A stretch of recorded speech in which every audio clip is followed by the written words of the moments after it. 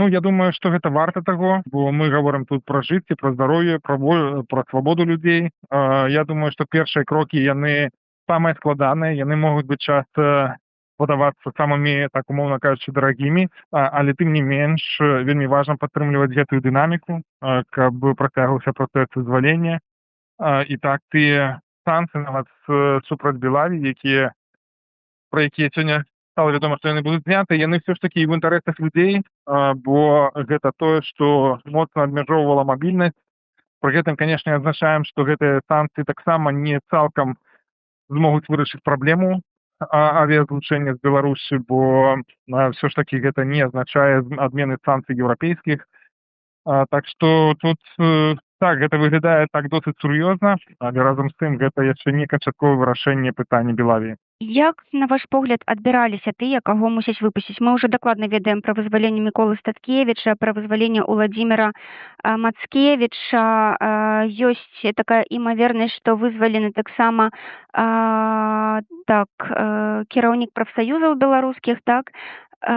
І вось на ваш погляд, якім чынам гэта адбываецца?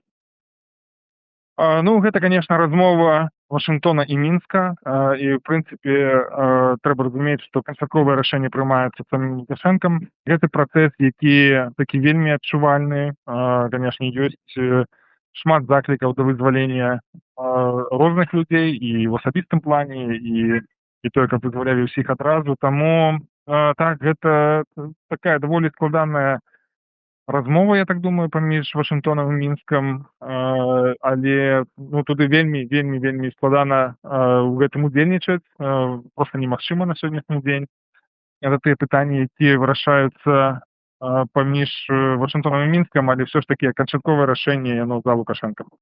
А ці не ёсць у вас адчуванне, напрыклад, што вызвалены Ціханаўскі, вызвалены Статкевіч, а Марыя Калеснікава застанецца за кратамі, таму што, кажуць жа, што яе ўсё ж ніяк не могуць там выбачыць у Мінску. Так, ёсць такая рызыка, скажам так, што не ўсе вядомыя публічныя фігуры будуць вызваленыя гэтым разам. Але тым не менш, кожны вызвалены сёння, ён набліжае вызваленне астатніх людзей. Але гэта, канешне, пры ўмове таго, што Злучаныя Штаты працягнуць свае намаганні дыпламатычныя, што яны будуць абмяркоўваць, якія захады абмежавальныя могуць быць скасаваныя для таго, каб вызваляць гэтых людзей.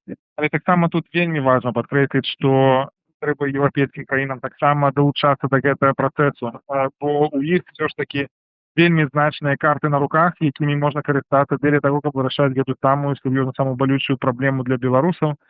На сённяшні дзень еўрапейскія краіны займаюць пазіцыю назіральнікаў, яны не далучаюцца пакуль што да гэтага працэсу, але вельмі важна, каб яны таксама прыйшлі з сваімі прапановамі, далучыліся да гэтага працэсу, бо пытанне не толькі ў тым, каб вызваляць людзей, але таксама і думаць пра тое, каб спыняць рэпрэсіі.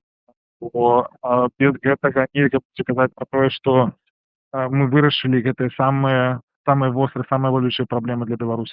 Вельмі рады і падтрымліваю гэтую працу Злучаных Штатаў.